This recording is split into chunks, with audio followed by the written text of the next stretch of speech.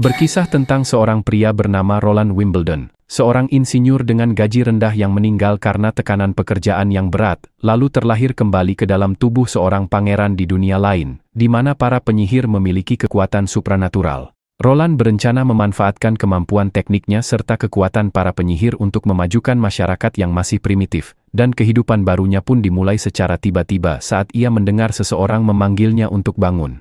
Ketika membuka mata, ia mendapati dirinya duduk di sebuah kursi dan kebingungan melihat lingkungan yang terasa sangat asing. Saat menatap ke depan, ia menyadari banyak orang berkumpul di sebuah tempat yang tampak seperti panggung eksekusi. Sontak ia terkejut oleh pemandangan yang begitu aneh, karena sebelumnya ia hanya menjalani kehidupan biasa sebagai budak korporat.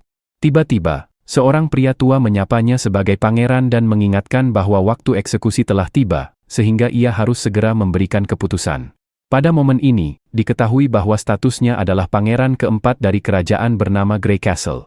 Untuk menentukan penerus, ayahnya menugaskan kelima anaknya untuk memerintah wilayah masing-masing, dengan janji bahwa dalam 5 tahun ke depan, siapa yang memerintah paling baik akan mewarisi takhta.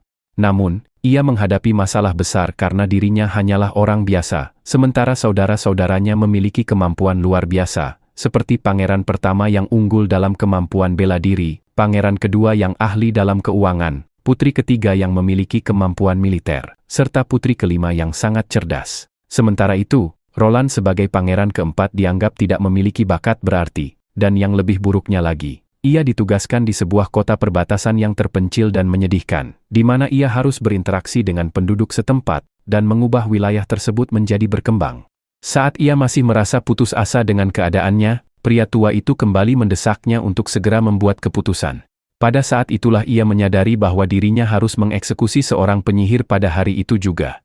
Kerumunan warga tampak gelisah sekaligus bersemangat menyaksikan kematian seorang penyihir, yang mereka anggap sebagai makhluk jahat yang pantas dihukum mati, membuatnya terkejut sekaligus kecewa dengan perilaku mereka yang tidak beradab. Dengan kesal, ia melempar kertas dari tangan pria tua itu, dan memerintahkan agar penyihir tersebut segera dibebaskan. Keputusan tersebut jelas membuat semua orang terkejut dan tidak senang. Namun, ia menghela napas dan mengatakan bahwa dirinya sangat lelah sehingga ingin menunda eksekusi ke hari lain. Seorang ksatria mencoba membujuk Roland dan bersikeras bahwa penyihir itu harus segera dieksekusi demi mencegah penyihir lain datang menyelamatkannya. Akan tetapi, Roland justru merasa geli melihat ksatria bertubuh besar itu tampak begitu takut pada penyihir. Ia kemudian berjalan santai sambil menyatakan bahwa, jika lebih banyak penyihir datang, maka mereka bisa menghadapinya sekaligus, membuat ksatria itu kebingungan akan sikap tuannya. Adegan kemudian berpindah ke kediaman pangeran keempat di kota perbatasan Kastil Selatan, di mana ksatria itu berdiri di luar sementara Roland menutup pintu dengan keras. Untuk sesaat ia merasa lega, namun kemudian panik karena ia belum pernah menghadapi begitu banyak orang sebelumnya. Meskipun demikian, ia tetap bersyukur atas kesempatan hidup kedua ini, dan bertekad menjalani perannya sebagai Pangeran Roland sepenuhnya, serta mencari tahu kebenaran tentang penyihir tersebut. Ia kemudian menuju penjara bawah tanah di kota perbatasan untuk bertemu dengan penyihir itu, mengabaikan semua peringatan tentang bahaya yang mungkin dihadapi, bahkan mengejek ksatria bernama Lanis, yang dianggapnya terlalu penakut. Ia terus berjalan hingga akhirnya berhadapan langsung dengan penyihir itu, yang ternyata memiliki paras sangat cantik hingga membuatnya sedikit terpesona.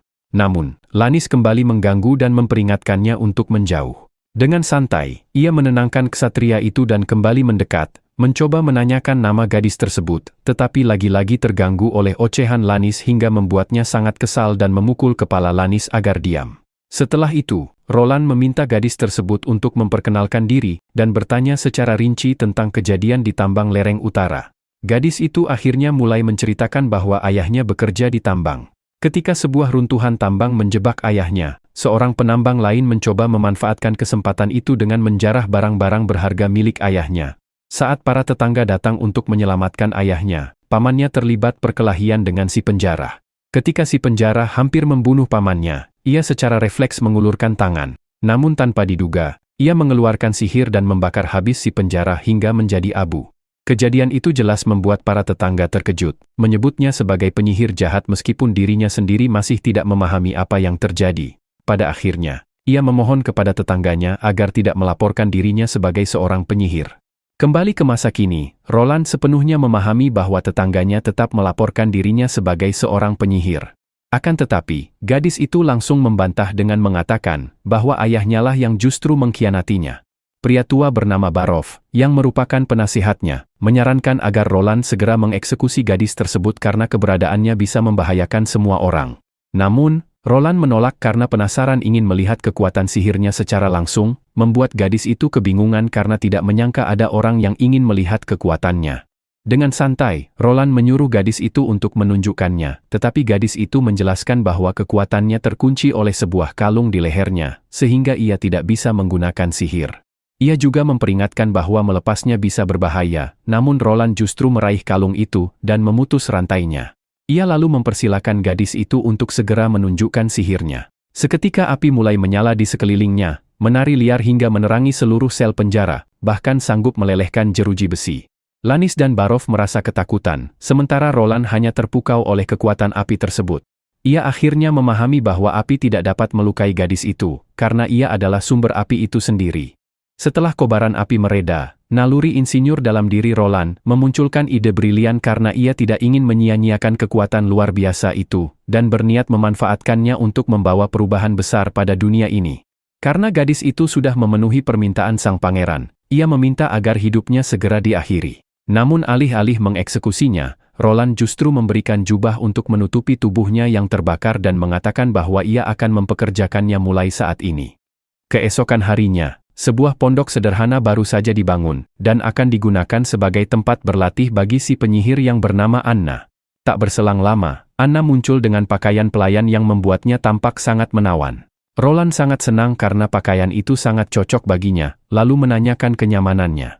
Namun, Anna justru mempertanyakan alasan ia diberi perlindungan meski dianggap sebagai pembunuh dan dibenci semua orang, hingga Roland menjelaskan bahwa ia tidak percaya pada prasangka buruk tentang penyihir dan kekuatan iblis. Ia menambahkan bahwa alasan orang-orang takut adalah karena mereka tidak mengetahui jati diri Anna yang sebenarnya. Oleh karena itu, ia menawarkan bantuan dan berjanji akan mengajarinya menggunakan kekuatan untuk kebaikan. Di dalam pondok kosong, Anna mulai berlatih mengendalikan api. Namun kobaran yang tidak terkendali membuat Roland sadar bahwa mengajarinya tidak akan mudah.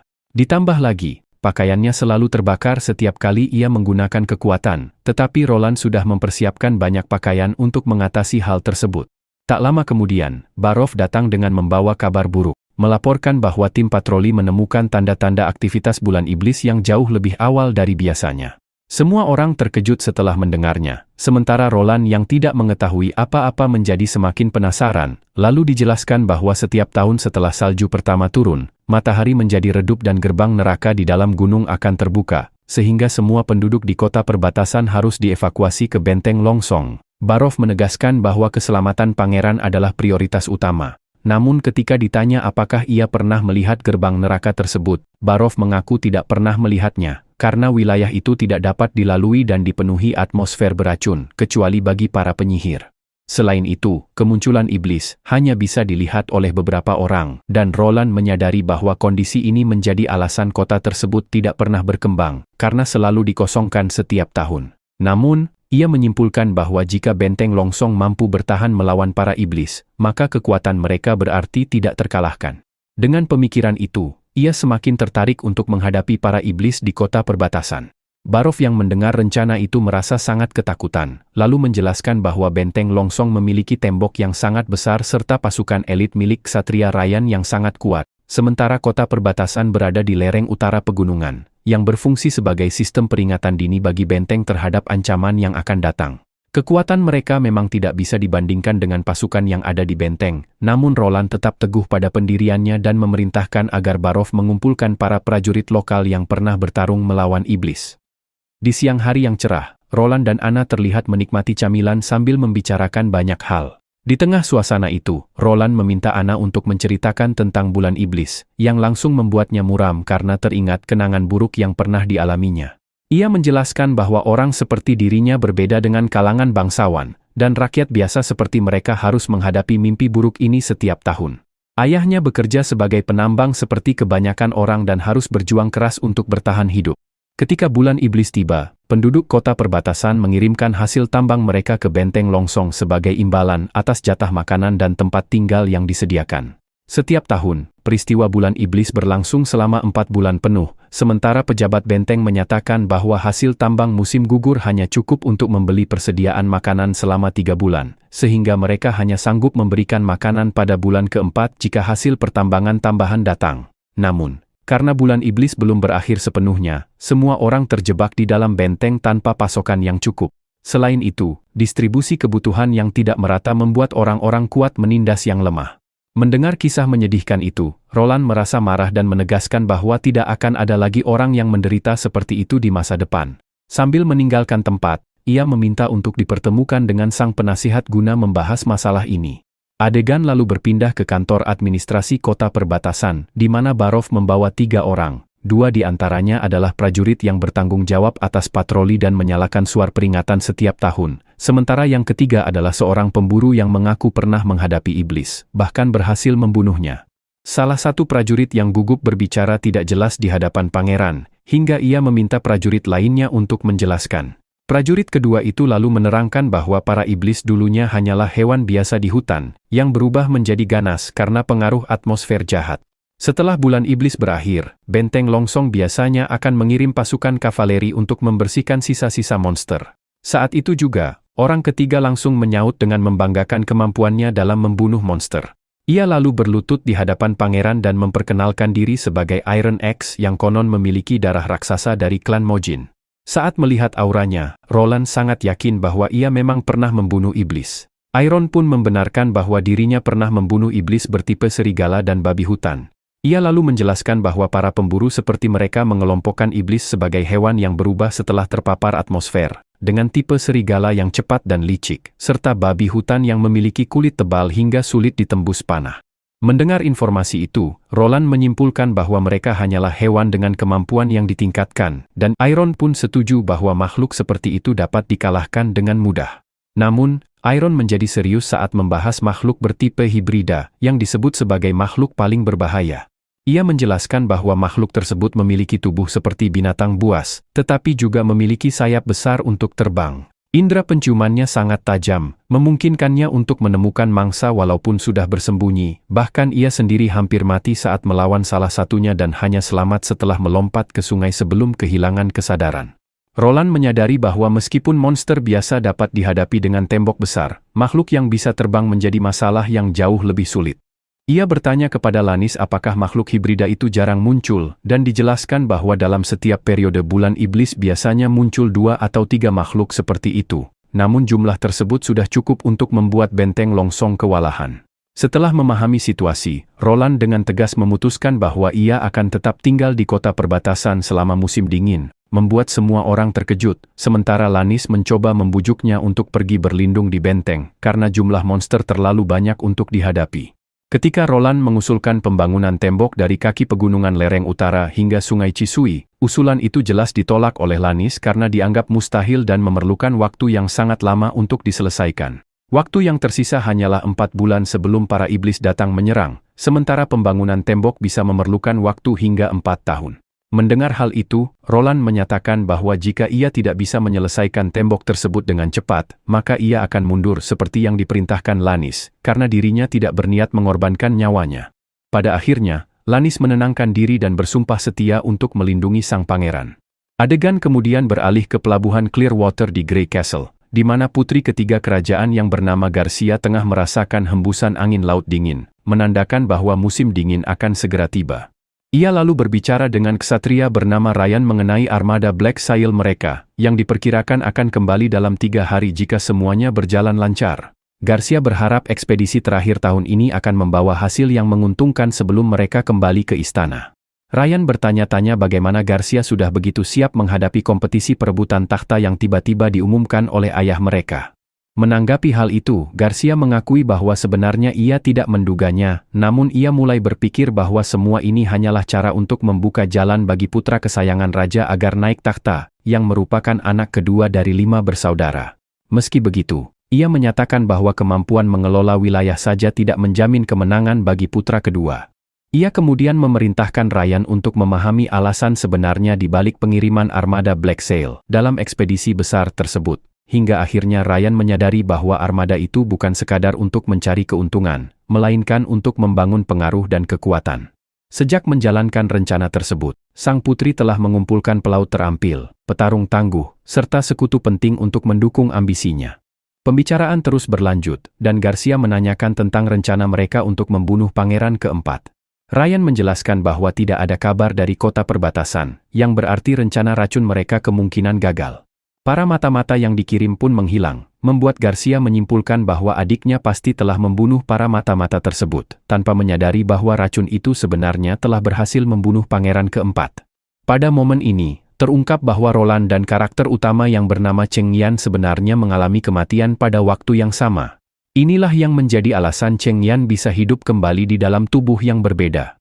Setelah mengetahui bahwa rencananya telah gagal, Garcia berniat untuk menghabisi pangeran keempat saat ia mengungsi ke benteng Longsong. Ia lalu menyindir bahwa racun yang mereka gunakan ternyata tidak seefektif yang dijanjikan, sehingga ia memerintahkan agar pembuat racun tersebut dihukum gantung. Adegan kemudian beralih ke masa lalu, saat Anna tengah berada di sebuah padang rumput bersama gurunya yang bernama Carl. Carl menanyakan apa yang sedang ia baca hari itu, namun suasana berubah drastis ketika bayangan masa lalu menghantui Carl, memperlihatkan Anna yang dituduh sebagai penyihir dan digantung oleh kerumunan massa, hingga ia tersadar dari lamunannya dengan napas terengah-engah. Ia merasa bahwa jika gadis sebaik Anna saja bisa dianggap jahat, maka para pejabat korup di Grey Castle justru pantas disebut sebagai iblis. Keserakahan mereka dalam mengganti bahan bangunan demi menghemat biaya telah menyebabkan runtuhnya fondasi bangunan dan menewaskan banyak orang tak bersalah. Namun alih-alih dihukum, kesalahan itu justru dilemparkan kepada para pekerja, menciptakan ketidakadilan, pajak yang berat, serta hukum yang lemah hingga gadis polos seperti Anna pun dijadikan kambing hitam dan dihukum mati. Ia bertanya kepada Tuhan tentang siapa iblis yang sebenarnya, namun tak berselang lama, seorang gadis kecil menghampirinya sambil bertanya apakah ia juga akan bernasib sama seperti Anna. Menanggapi hal itu, Carl segera menenangkannya dan berjanji akan melindunginya. Saat berjalan melewati kota, ia merenungkan ketidakadilan yang terjadi dan bertekad untuk melakukan sesuatu, hingga perhatiannya tertuju pada kerumunan orang yang sedang membaca pengumuman dari Pangeran Keempat yang membuka lowongan pekerjaan untuk pembangunan di wilayah perbatasan. Carl terkejut melihat pengumuman itu ditandatangani langsung oleh sang pangeran, lalu teringat bahwa Pangeran Keempat dikenal memiliki pemikiran unik dan tidak terlalu menyukai gereja. Hal ini memberinya sedikit harapan, meskipun ia juga khawatir bahwa membantu seorang penyihir bisa membuatnya dicap sebagai pendukung penyihir dan bahkan berakhir di tiang gantungan. Carl berharap bahwa jika Pangeran Keempat memang menentang gereja, besar kemungkinan ia juga menolak hukum keras mereka terhadap para penyihir.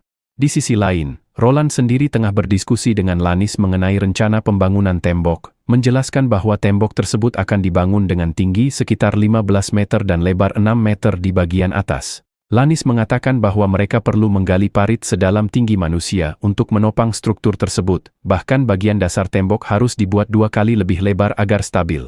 Dengan kondisi tersebut, meskipun ada ratusan pekerja yang bekerja bersamaan, proyek itu diperkirakan baru selesai pada bulan Iblis tahun depan. Ketika ditanya apa kendala utamanya, Lannis menjelaskan bahwa proses penyusunan batu menjadi masalah terbesar, karena setiap batu harus dipilih dan dipoles dengan cermat agar saling presisi. Jika tidak, maka tembok tidak akan kokoh dan dapat hancur dalam waktu singkat. Mendengar hal itu, Roland memutuskan untuk tetap menjalankan rencana penggalian dan pembangunan secara bersamaan. Namun, untuk proses penyusunan tembok, ia menenangkan Lannis agar tidak khawatir karena ia akan menciptakan bahan bernama semen, yang diyakini akan membuatnya terkejut sekaligus terkesan. Pada adegan berikutnya, mereka tampak berada di luar ruang pembakaran semen. Roland menjelaskan bahwa pembuatan semen sebenarnya cukup sederhana karena bahan bakunya melimpah dan mudah didapat di wilayah kota perbatasan. Namun, tantangan utamanya adalah menentukan temperatur yang tepat. Sesuatu yang tidak dapat ia ingat secara pasti dan juga tidak bisa diukur dengan akurat di dunia ini. Tak lama kemudian, pintu pondok terbuka dan Anna muncul. Terlihat jelas bahwa Roland memanfaatkan kekuatan sihir Anna untuk memproduksi semen, karena kemampuannya sangat cocok untuk tugas tersebut. Setelah memberikan pakaian kepada Anna, ia segera memeriksa tumpukan semen di lantai, memastikan percobaan mereka berhasil sebelum diproduksi secara massal. Ketika ditanya kegunaannya, Roland menjelaskan bahwa semen dapat digunakan untuk membangun rumah, jembatan, jalan, dan berbagai infrastruktur lainnya. Selain itu, bahan ini mampu melindungi bangunan dari kerusakan akibat hujan, panas, maupun salju. Ia memberikan seluruh pujian kepada Anna atas keberhasilan tersebut, karena bahan ini hanya bisa dibuat dengan kekuatan sihir yang dimilikinya. Di luar pondok, mereka mencoba merekatkan beberapa balok batu menggunakan semen, dan hasilnya membuat Lannis dan Anna terkejut, sementara Roland sendiri juga kagum, karena kekuatannya jauh lebih baik dibandingkan tanah liat yang dipadatkan. Lannis bahkan mencoba memisahkan batu-batu tersebut dengan seluruh tenaganya, namun usahanya sama sekali tidak berhasil. Ia pun takjub dengan penemuan luar biasa ini, mengatakan bahwa bahan cair dapat mengeras seperti batu dalam waktu singkat. Ia sangat yakin mereka bisa membangun tembok di sekitar wilayah dalam waktu 5 tahun. Namun Roland menolak ambisi berlebihan itu karena menurutnya musuh utama mereka bukanlah serangan dari luar, melainkan bencana alam yang bisa membuat rakyatnya kehilangan tempat tinggal. Oleh karena itu, ia bertekad untuk membuktikan bahwa para penyihir adalah aset paling produktif bagi umat manusia di masa depan. Keesokan harinya, Roland mulai memproduksi semen dalam jumlah besar dengan bantuan para pekerja yang merespons pengumuman rekrutmen, sementara Anna diberi waktu untuk beristirahat. Pada saat yang sama, pembangunan fondasi tembok kota mulai dilakukan di antara pegunungan lereng utara dan sungai Chisui. Lannis terkesan karena sang pangeran turun langsung ke lokasi dan memberi semangat kepada para pekerja, meskipun hasil yang dicapai baru sebatas parit kasar dan lebih menyerupai saluran air daripada fondasi kokoh untuk tembok kota. Di kehidupan sebelumnya, Roland memiliki pengetahuan dasar teknik dan sering berdiskusi dengan temannya yang seorang insinyur sipil. Namun, proyek pembangunan berskala besar seperti ini berada di luar keahliannya, sehingga ia menyadari perlunya seorang ahli untuk membantu merancangnya. Saat ia sedang berpikir, penasihat Barov memberitahu bahwa seorang tukang batu telah datang sebagai tanggapan atas pengumuman tersebut. Ia mengaku pernah menjadi anggota Serikat Tukang Batu Grey Castle, sebuah organisasi terkenal yang sebelumnya dibubarkan akibat kecelakaan konstruksi. Roland tampaknya tidak terlalu mempermasalahkan hal itu, dan justru tertarik untuk merekrut orang berbakat sepertinya, lalu memerintahkan agar tukang batu tersebut segera dibawa menemuinya. Adegan kemudian berpindah ke kantor administrasi kota perbatasan, di mana Roland tengah bersantai sementara Anna duduk di dekatnya sambil membaca buku, hingga akhirnya Lannis datang membawa orang yang ditunggu-tunggu, yang ternyata adalah Karl. Saat melihat Anna, Karl tampak sangat terkejut, sementara Roland dan Lannis juga bingung dengan situasi tak terduga tersebut. Roland segera memerintahkan Lannis untuk berjaga di pintu karena khawatir akan terjadi sesuatu. Namun, dugaan itu berubah ketika Karl tiba-tiba berlutut dan memohon maaf kepada Anna karena tidak dapat menolongnya di masa lalu. Roland yang melihat tingkahnya menyadari bahwa pria ini tidak berbahaya, begitu pula dengan Anna yang langsung mengenali gurunya. Roland kemudian meminta penjelasan mengenai hubungan mereka, lalu Karl menenangkan diri dan memperkenalkan dirinya sebagai mantan anggota Serikat Tukang Batu, yang kini beralih profesi menjadi guru di kota perbatasan, serta mengungkapkan bahwa Anna pernah menjadi muridnya.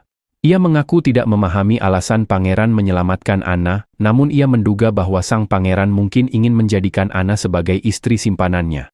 Ia tetap merasa lega karena setidaknya Anna tidak lagi menghadapi hukuman mati, terlebih setelah melihat bahwa sang pangeran tidak mempercayai anggapan bahwa penyihir adalah jelmaan iblis. Setelah menjelaskan semuanya secara rinci kepada sang pangeran, Karl juga menyebutkan bahwa ada gadis lain yang berbakat seperti Anna dan berniat untuk menyembunyikan keberadaannya di istana. Sang pangeran yang mendengar ada penyihir selain Anna merasa sangat bersemangat, lalu dengan senang hati mengizinkannya untuk membawa gadis tersebut, dengan jaminan bahwa tidak akan ada bahaya jika memang ia seorang penyihir. Selain itu, ia menegaskan bahwa dirinya tidak menyelamatkan Anna seperti yang dipikirkan Karl, melainkan karena ia membutuhkan bantuannya, dan ia sama sekali tidak percaya pada cerita-cerita yang menggambarkan kekuatan sihir sebagai sesuatu yang jahat. Sebaliknya, ia justru melihatnya sebagai anugerah yang berharga jika digunakan dengan bijak. Selama seorang penyihir tidak melakukan kejahatan nyata, maka ia tidak akan menganggap mereka bersalah. Setelah itu, ia mulai membahas urusan utama dengan menjelaskan rencananya untuk membangun tembok di kaki pegunungan lereng utara hingga sungai Chisui. Semua itu ia lakukan demi menahan serangan monster, lalu menunjuk Karl sebagai penanggung jawab proyek tersebut. Adegan kemudian berpindah ke taman istana di kota perbatasan, di mana seorang penyihir bernama Nana Pain akhirnya datang menemui sang pangeran dengan wajah sedikit gugup. Ia langsung menanyakan apakah dirinya akan mati, namun Roland menenangkannya dengan menjawab tidak.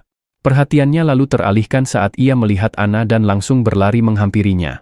Keduanya tampak sangat akrab dan juga memiliki paras cantik, membuat Roland bertanya-tanya akan secantik apa mereka ketika dewasa. Ia kemudian mengingatkan Nana bahwa gurunya mengatakan dirinya telah membangkitkan kekuatan penyihir, dan ketika Nana khawatir akan dieksekusi, Roland segera meyakinkannya bahwa hanya penjahatlah yang akan dihukum mati.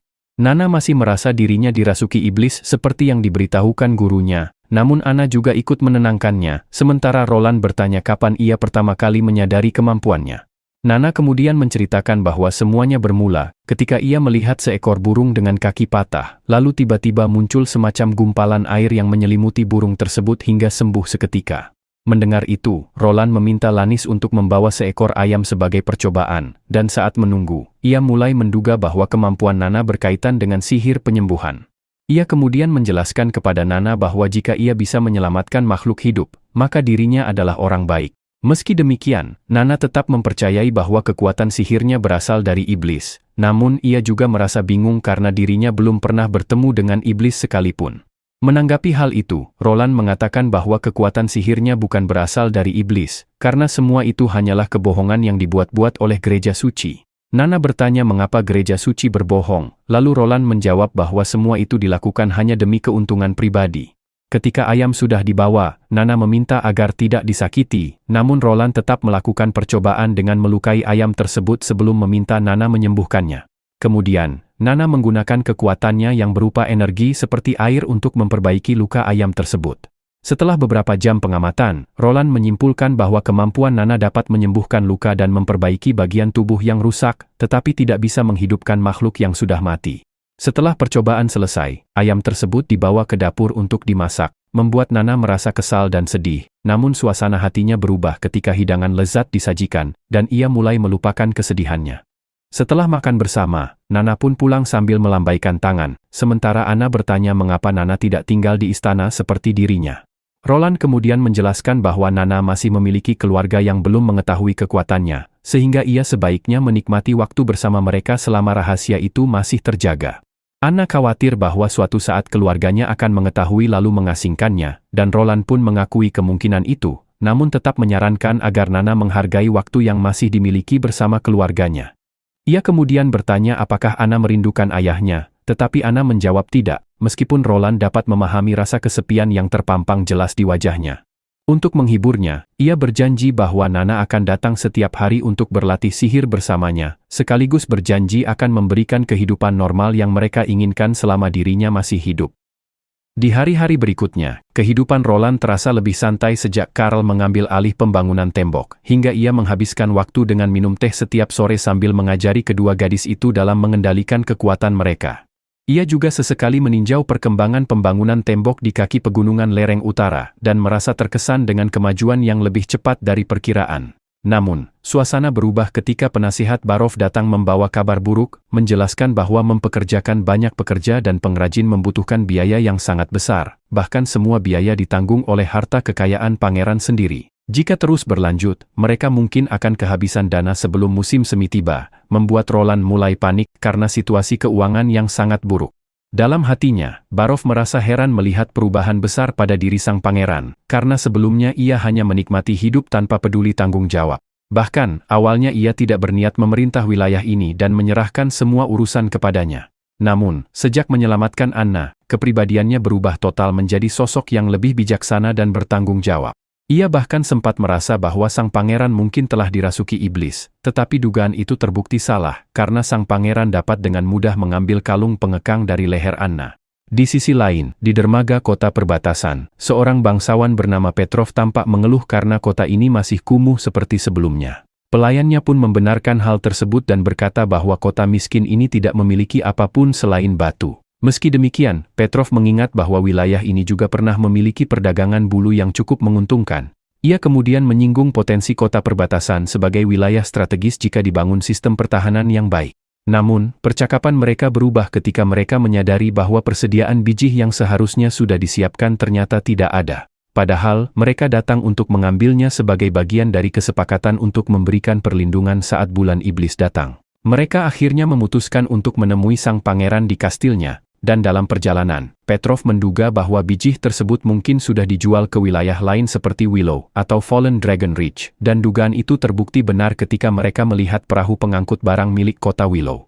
Tak berselang lama, mereka tiba di kastil dan langsung disambut dengan jamuan makanan yang mewah. Petrov tampak kesulitan menggunakan sumpit hingga merasa canggung, sementara pangeran dengan santai menjelaskan bahwa sumpit lebih mudah dan murah dibuat. Selain itu, rakyatnya tidak perlu khawatir menderita penyakit yang masuk melalui mulut karena tidak perlu makan dengan tangan. Setelah cukup lama berbincang, Petrov akhirnya mengungkapkan tujuan kedatangannya, yakni untuk mengambil biji seperti biasa, namun kali ini ia tidak melihatnya di lahan kosong dekat dermaga. Roland pun menjelaskan bahwa terjadi longsor di pegunungan lereng utara yang menghambat produksi, sehingga tambang tidak dapat beroperasi hingga tahun depan, sementara hasil sebelumnya pun sangat sedikit dan hanya cukup untuk memenuhi kebutuhan pangan penduduk. Ia juga menambahkan bahwa jika mereka berhasil mengumpulkan biji, jumlahnya hanya cukup untuk ditukar dengan persediaan gandum selama 2 bulan, sehingga ia menyarankan agar perjanjian mereka diubah sepenuhnya. Membuat Petrov terlihat khawatir dan mulai mencoba memperbaiki hubungan dengan meminta maaf atas kesalahan sebelumnya. Petrov kemudian mengusulkan agar 6 keluarga bangsawan di Benteng Longsong bekerja sama untuk meminjamkan persediaan makanan selama 1 bulan, dengan janji akan dibayar kembali tahun depan. Namun, Roland langsung menolak dengan tegas dan menyatakan bahwa jika mereka menjual biji ke kota Willow, mereka tidak akan berutang kepada siapapun. Ia juga mengungkapkan bahwa kota Willow menawarkan pembayaran menggunakan koin emas Gold Royal, serta bersedia menukar gandum, keju, roti, dan madu dengan harga yang adil, sehingga apapun yang bisa dibeli dengan koin tersebut dapat diperoleh tanpa masalah. Dibandingkan dengan kesepakatan bersama Benteng Longsong, pilihan ini jauh lebih menguntungkan dan masuk akal bagi kota perbatasan. Roland kemudian mempertanyakan apakah Petrov memiliki pengaruh yang cukup untuk mengambil keputusan atas nama keluarga bangsawan lainnya, mengingat bahwa dirinya hanyalah seorang utusan yang diperintahkan oleh keluarganya. Roland dengan cepat menyadari bahwa Petrov berasal dari keluarga Honeysuckle melalui lambangnya, lalu ia meragukan apakah utusan tersebut mampu meyakinkan Duke Silver dan keluarga lain untuk menyetujui usulan tersebut. Hal ini terbukti tepat ketika ekspresi Petrov berubah muram, mengingat sebelumnya ia pernah mencoba meyakinkan ayahnya bahwa pangeran keempat tidak akan mau menukar mineral dan batu permata hanya dengan makanan. Bahkan, ia sempat mengusulkan pembelian dengan harga 30% di bawah pasar agar tetap mendapatkan keuntungan, namun ayahnya menolak karena menganggap sang pangeran hanya pemalas yang tidak akan mengurus perdagangan wilayah kota perbatasan, sehingga mereka bisa terus memanfaatkan kesempatan tersebut.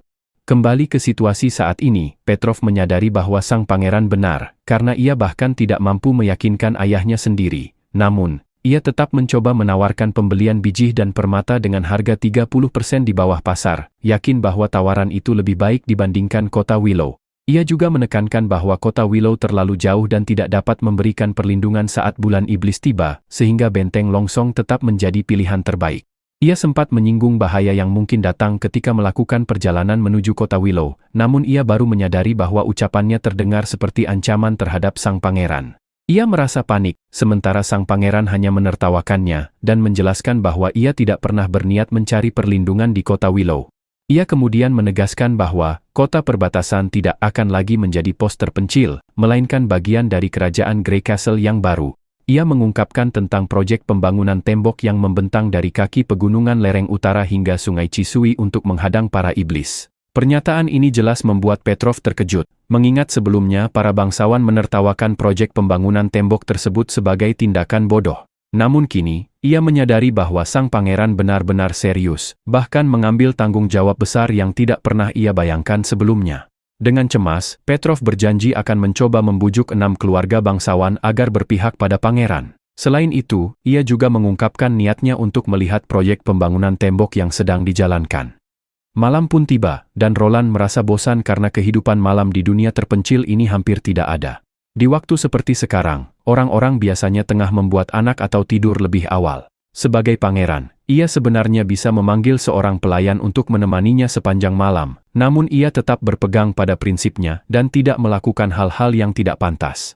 Tiba-tiba, ia merasakan kehadiran seseorang dari belakang, dan ketika berbalik, ia mendapati seorang wanita berjubah yang memuji cara cerdasnya dalam menangani utusan tersebut, mengisyaratkan bahwa pangeran bukan hanya seseorang yang gemar bersenang-senang. Roland menduga bahwa wanita itu adalah pembunuh bayaran, sehingga ia mencoba melarikan diri. Akan tetapi, wanita itu melemparkan belati untuk menghentikannya, lalu menenangkannya dengan mengatakan bahwa ia hanya datang untuk berbicara. Saat Roland menanyakan identitasnya, wanita itu mengungkapkan bahwa ia tidak memiliki nama, namun dirinya dikenal dengan julukan Gel. Gale mengucapkan terima kasih atas perlakuan baik Roland terhadap para penyihir. Saat memperhatikannya lebih dekat, Roland menyadari Gale memiliki lambang yang sama dengan koin milik asosiasi penyihir yang pernah diperlihatkan oleh penasihatnya, membuat Gale kembali memuji pengetahuan yang dimiliki Roland. Roland menduga ia datang untuk Anna, lalu memastikan gadis kecil itu masih hidup, bahkan menjalani kehidupan yang lebih baik dari sebelumnya. Sementara Gale mengatakan ia sudah mengetahuinya, menegaskan bahwa meskipun Anna terbunuh, asosiasi penyihir tidak akan sampai membunuh seorang pangeran hanya karena hal itu.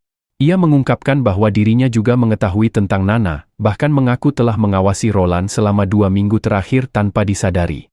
Ia memintanya untuk duduk karena ingin berbicara lebih lama, dan mengatakan bahwa Roland tidak perlu takut karena wajahnya tidaklah menakutkan. Mereka berdua pun duduk di ranjang yang sama, dan Gale mengamati Roland yang tidak menunjukkan rasa takut terhadap penyihir, berbeda jauh dengan orang-orang yang pernah ditemuinya. Sorot matanya tidak menunjukkan rasa kebencian terhadap penyihir, melainkan hanya ada rasa penasaran. Ia lalu menyampaikan alasan kedatangannya, yakni ingin membawa Anna dan Nana pergi, tetapi Roland langsung menolak dengan tegas karena mereka hidup lebih bahagia di bawah perlindungannya. Sementara Gale berpendapat bahwa mereka akan lebih aman jika bersama asosiasi penyihir, yang memperlakukan semua anggotanya seperti keluarga. Roland tetap bersikeras dan menyoroti bahwa asosiasi tersebut bahkan tidak memiliki tempat tinggal tetap, mengingat pasukannya pernah menemukan kamp asosiasi penyihir di hutan sekitar sebulan yang lalu, dan jejaknya kemudian berpindah ke arah utara, yang dimana tidak ada apapun selain pegunungan dingin. Menurutnya, tempat seperti itu tidak layak untuk kehidupan kedua gadis kecil tersebut karena kekurangan kebutuhan dasar. Ia lalu teringat akan ucapan penasihatnya, yang mengatakan bahwa tujuan asosiasi penyihir adalah untuk mengumpulkan semua penyihir dan mencari Gunung Suci sebagai tempat perlindungan, karena mereka hanya bisa mendapatkan kedamaian sejati jika pergi ke Gunung Suci. Ia menanyakan apakah Gale memiliki tujuan yang sama, namun Gale memilih untuk tidak menjawab, membuat Roland semakin yakin untuk tidak membiarkan Anna dan Nana hidup di tempat yang keras. Tiba-tiba, ia mendapatkan ide dan mengusulkan agar seluruh asosiasi penyihir tinggal di kota perbatasan selama musim dingin, namun Gale mengingatkan bahwa para warga pasti takut, dan gereja suci pasti segera bereaksi jika mengetahui keberadaan para penyihir. Gale kemudian menjelaskan alasan lain mengapa ia ingin membawa mereka, terutama Anna yang hampir mencapai usia dewasa. Kebangkitan kekuatan penyihir biasanya terjadi saat bulan-bulan iblis, ketika energi berbahaya muncul dan menyebabkan penderitaan luar biasa. Jika mereka berhasil bertahan selama 5 hari, mereka akan selamat, tetapi jika tidak, maka akan berakhir dengan kematian tragis, yang juga menjadi alasan mengapa masyarakat menganggap penyihir sebagai jelmaan iblis. Ketika seorang penyihir berhasil melewati fase tersebut, kekuatan mereka akan menjadi stabil dan bahkan bisa berkembang lebih kuat. Roland kemudian mempertanyakan kebenaran tentang Gunung Suci, dan Gale mengakui bahwa tidak ada bukti pasti selain catatan kuno, meskipun membawa Anna ke markas mungkin dapat meningkatkan peluang bertahan hidupnya. Menyadari bahwa kedua gadis kecil tersebut sangat penting bagi rencananya, Roland akhirnya setuju untuk membiarkan Anna pergi dengan syarat jika ia menginginkannya. Sementara untuk Nana, Roland memutuskan akan menanyakannya keesokan hari. Namun, ketika Anna dipanggil dan ditanya, ia langsung menolak dan menyatakan tidak ingin pergi. Meskipun Gale mencoba meyakinkannya dengan menjelaskan bahaya yang akan datang, Anna tetap bersikeras ingin tetap di sisi Roland, percaya bahwa ia mampu bertahan menghadapi fase tersebut. Pada akhirnya, Gale menyerah untuk membujuknya, tetapi memutuskan untuk tetap tinggal dan mengawasi Anna sampai ia melewati masa tersebut. Meskipun hal itu membuat Roland tidak nyaman karena merasa terus diawasi sepanjang musim dingin. Sebelum Gale menghilang, ia sempat berhadapan langsung dengan Anna dan menceritakan berbagai penderitaan yang pernah ia alami karena telah kehilangan teman-temannya. Ia berjanji tidak akan membiarkan Anna mengalami nasib yang sama, lalu berpamitan dan menghilang tanpa jejak, membuat Roland benar-benar terkejut dan kagum dengan kemampuan luar biasa yang dimilikinya. Keesokan harinya, Roland menyapa warga kota perbatasan dengan penuh semangat dan mengumpulkan mereka untuk menyampaikan pengumuman penting, menjelaskan bahwa beberapa hari sebelumnya, utusan dari Benteng Longsong datang untuk mengambil biji yang telah ditambang. Namun, seperti yang mereka ketahui, Benteng Longsong tidak pernah melakukan pertukaran secara adil, sehingga ia memutuskan untuk menjual hasil biji ke kota Willow, dan menukarnya dengan makanan sepenuh perahu, yang cukup untuk memenuhi kebutuhan mereka selama musim dingin. Namun, karena hal itu pula, hubungan mereka dengan Benteng Longsong terputus, sehingga mereka harus menghabiskan musim dingin tahun ini di kota perbatasan. Ia tahu warganya pasti ketakutan karena harus menghadapi Demonic Beast, namun ia meyakinkan mereka bahwa Demonic Beast tidaklah sekuat yang dipikirkan.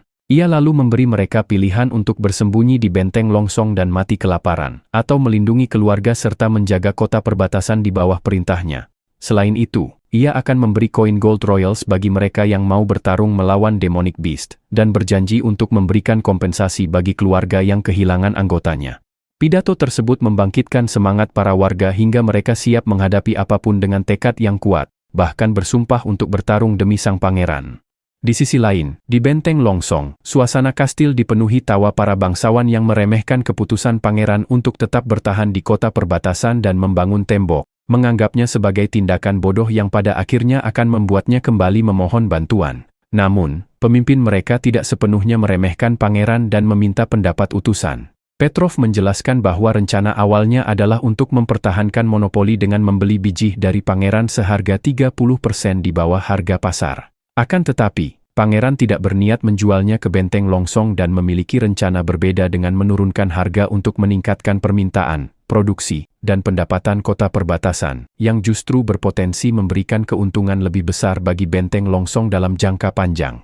Selain itu, pangeran juga berencana memproduksi alat-alat besi sebagai sumber pendapatan tambahan. Jika ia berhasil menahan serangan iblis di kota perbatasan, maka benteng longsong juga akan diuntungkan karena tidak perlu menghadapi ancaman tersebut setiap tahun. Bahkan, jika wilayah tersebut berkembang, mereka bisa mendapatkan keuntungan wilayah yang lebih besar di masa depan. Karena itu, Petrov menyarankan agar benteng longsong mempertimbangkan untuk membantu pangeran membangun tembok dan mempertahankan kota perbatasan, karena hal itu dapat memberikan keuntungan besar di kemudian hari. Pada akhirnya, pria berambut perak itu setuju dengan pemikiran praktis Petrov, meskipun ia menyebutnya sebagai pola pikir khas seorang pedagang.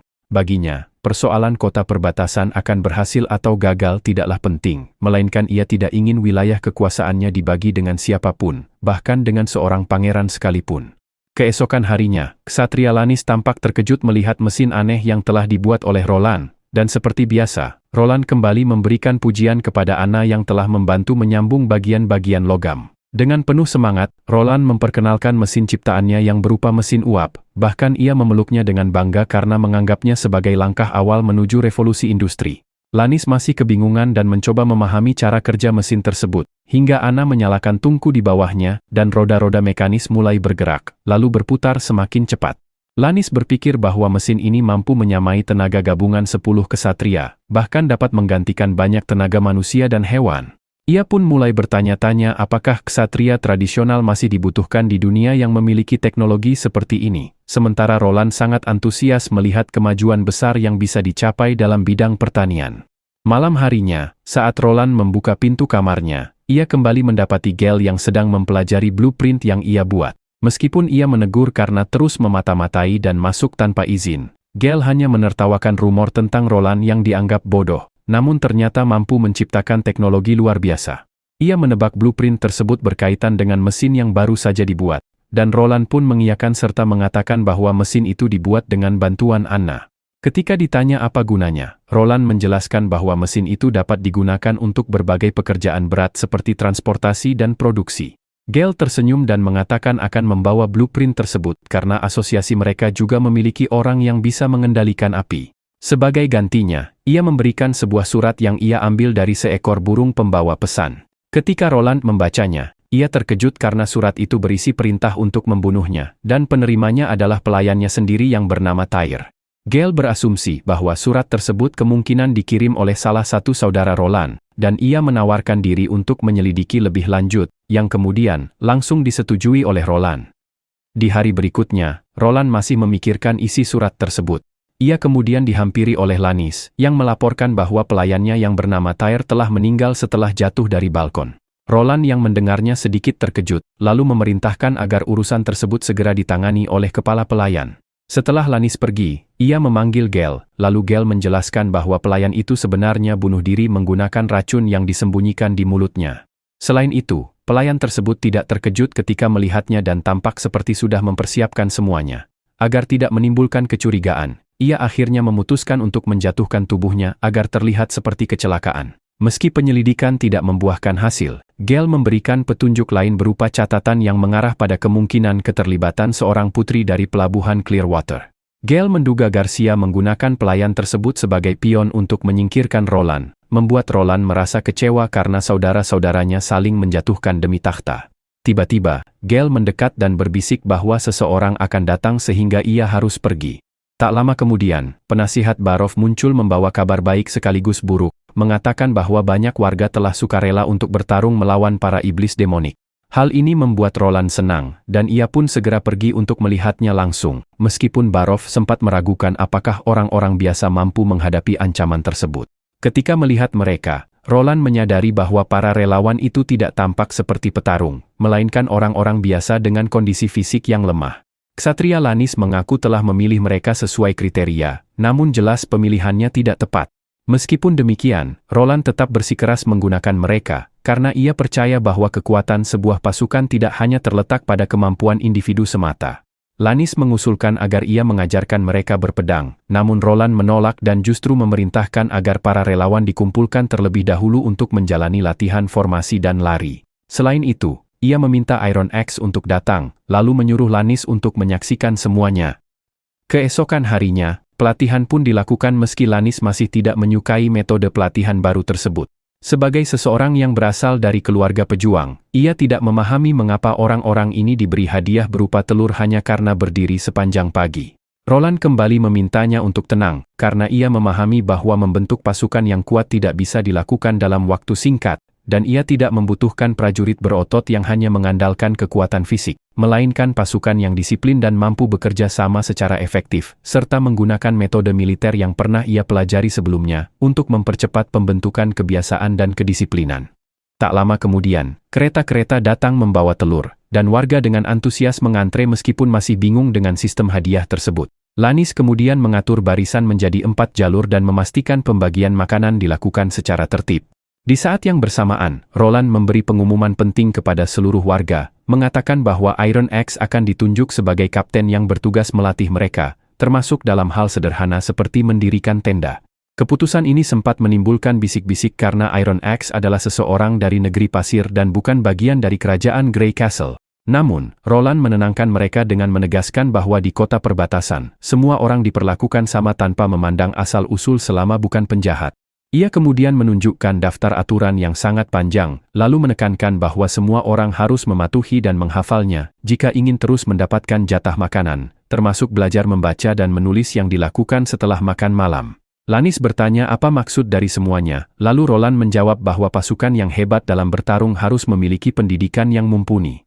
Di tempat lain, atau lebih tepatnya di ruang kerja, Roland yang masih mengantuk tiba-tiba didatangi oleh Gale. Ia dengan santai memakan sarapannya tanpa izin, membuat Roland kesal dan mempertanyakan sikapnya yang kurang sopan. Saat Roland membaca rancangan barunya, Gale menanyakan alasan dibalik pembelian bahan dalam jumlah besar di tengah musim dingin, dan Roland menjelaskan bahwa ia ingin membuat keju yang membutuhkan suhu dingin, meskipun sebenarnya ia hanya berbohong karena dirinya tengah mengembangkan sesuatu yang jauh lebih rahasia, yakni senjata api yang lebih mudah diproduksi dibandingkan mesin uap. Ia sengaja menyembunyikan hal ini karena belum sepenuhnya mempercayai Gale, terlebih bahan yang ia kumpulkan merupakan komponen penting dalam pembuatan bubuk mesiu. Untuk mengalihkan pembicaraan, Roland bertanya apakah asosiasi penyihir juga melatih pembunuh, lalu Gale menjelaskan bahwa kelompok mereka terbentuk dari orang-orang dengan tujuan yang sama untuk mencari Gunung Suci, serta ia sendiri baru bergabung beberapa tahun lalu. Ketika ditanya tentang masa lalunya sebelum bergabung, Gale mengungkapkan bahwa hampir tidak ada orang yang menerima penyihir, bahkan majikan sebelumnya mungkin akan membunuhnya jika mengetahui kekuatannya, dan hanya membiarkannya hidup karena masih berguna. Roland yang mendengar semua kisahnya semakin penasaran dengan masa lalunya, meskipun Gale memilih untuk tidak mengungkapkan semuanya untuk saat ini, namun berjanji akan menceritakannya suatu hari nanti. Selain itu, ia berusaha menenangkan hati Roland dengan mengatakan bahwa dia tidak perlu terlalu memikirkannya, karena selama 5 tahun terakhir, ia hidup bebas dan tidak berniat menjadi alat bagi siapapun.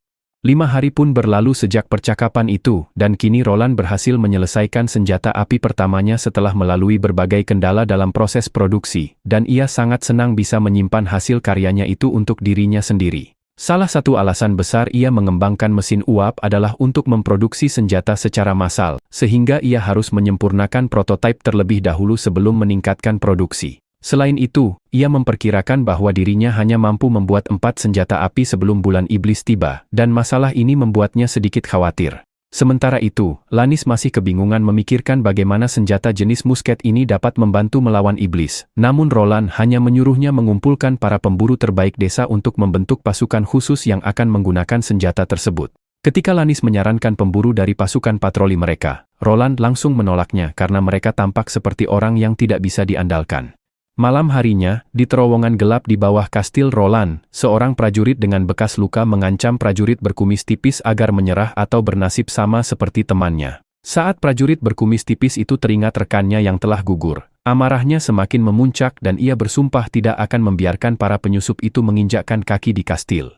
Dengan kekuatan yang menggebu-gebu, ia melempar penyusup itu hingga pedangnya terlepas, lalu menghunuskan pedang dan menusukkannya ke bahu kanan lawannya sebagai balasan atas kematian temannya. Penyusup itu lalu mencemooh, terkejut bahwa seorang penjaga patroli biasa bisa melukainya. Namun, hal itu membuat prajurit berkumis tipis semakin kesal, dan menegaskan bahwa saat lawannya menghabiskan waktu berjudi dan bermalas-malasan di kedai, ia dan rekan-rekannya berlatih setiap hari untuk melindungi kampung halaman mereka. Ia bersumpah tidak akan membiarkan kelompok dari benteng Longsong mengacaukan kedamaian desa, dan ketika ia melompat untuk menghabisi lawannya, seorang penyusup lain tiba-tiba muncul dan menusuk perutnya, membuatnya terjatuh kesakitan akibat luka tusukan tersebut, sementara para penyusup lain berdiri di sekelilingnya. Secara mengejutkan, ia masih mampu mencabut belati dari perutnya, lalu melemparkannya ke arah obor di dekatnya hingga obor itu pecah dan menenggelamkan area tersebut dalam kegelapan. Di gudang penyimpanan makanan kastil, prajurit yang terluka itu bersembunyi sambil menahan rasa sakit akibat luka tusukan. Ia yakin tujuan para penyusup itu pasti mengincar lumbung, dan jika mereka berhasil merusaknya, maka kota perbatasan tidak punya pilihan selain mengungsi ke benteng Longsong.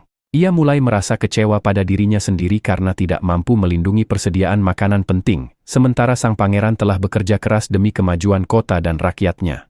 Tiba-tiba, pintu di belakang terbuka secara paksa, dan para penyusup kembali muncul. Salah satu dari mereka menariknya, melemparnya ke tanah, lalu menuntutnya menyerah pada tuntutan Duk Silver, seorang bangsawan berambut perak yang tidak menginginkan pangeran keempat berada di wilayahnya.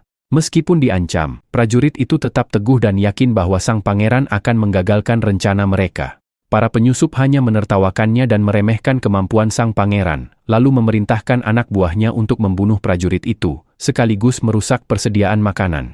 Dalam kondisi hampir mati, prajurit itu bertanya-tanya apakah ini akhir hidupnya. Namun takdir berkata lain ketika Gale tiba-tiba muncul sambil mempertanyakan apa yang dilakukan para penyusup di wilayah orang lain.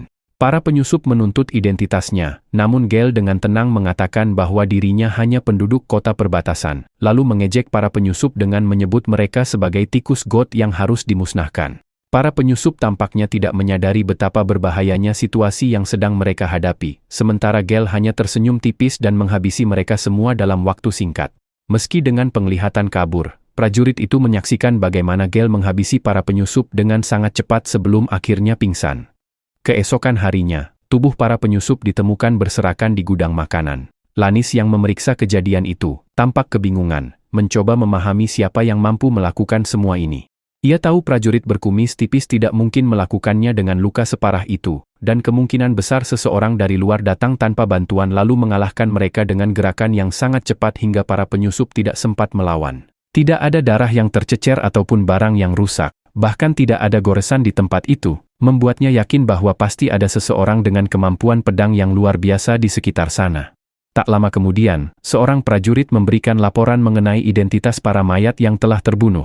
8 di antaranya berasal dari penjaga kota mereka, sementara satu lainnya masih belum diketahui identitasnya. Lannis lalu menanyakan kondisi para korban yang selamat, dan dijelaskan bahwa prajurit Brian sedang mendapatkan perawatan penyembuhan khusus, sementara pria dengan bekas luka telah dijebloskan ke penjara bawah tanah dan dikunci rapat.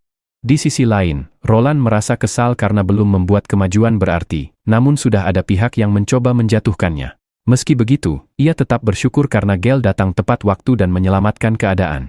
Gale pun meyakinkannya bahwa para penyusup itu sebenarnya tidak akan bisa mendekati sang pangeran, karena Anna tidur di sebelah kamarnya.